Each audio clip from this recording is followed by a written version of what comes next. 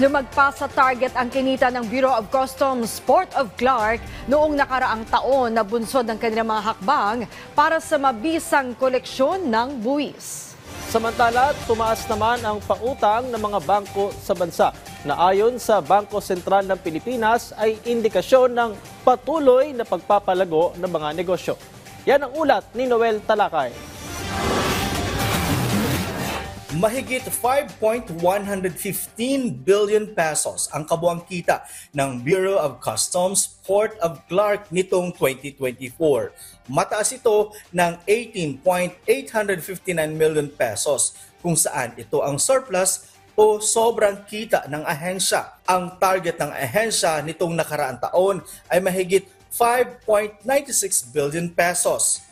Ayon sa BOC, ito ay dahil sa pagsusumikap ng mga custom officer ng BOC Port Clark sa ilalim ng pamumuno ni District Director Jairus Reyes. Sa isang pahayag, sinabi ni BOC District Collector Jairus Reyes na patuloy silang magiging tapat sa kanilang misyon sa mabisang koleksyon ng kita at pagpapadali ng kalakalan para sa pag-unlad ng bansa. Samantala, inihayag ng Bangko Sentral ng Pilipinas o BSP, tumaas ang mga pautang mula sa mga bangko sa bansa.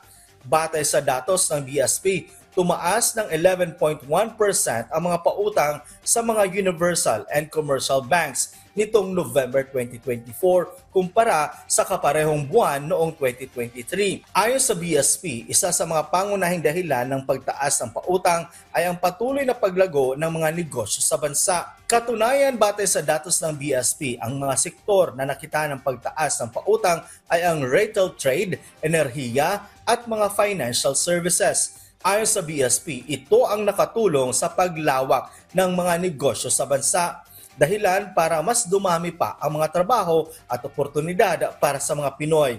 Ayon sa BSP, ang pagtaas ng pautang sa bansa ay may magandang epekto sa ekonomiya. Sa isang pahayag, sinabi rin ng BSP na patuloy silang magpapatupad ng mga hakbang para matiyak na maging balanse at hindi magdudulot ng panganib sa ekonomiya ng bansa ang pagpapautang. Noel Talakay para sa Pambansang TV sa Bagong Pilipinas.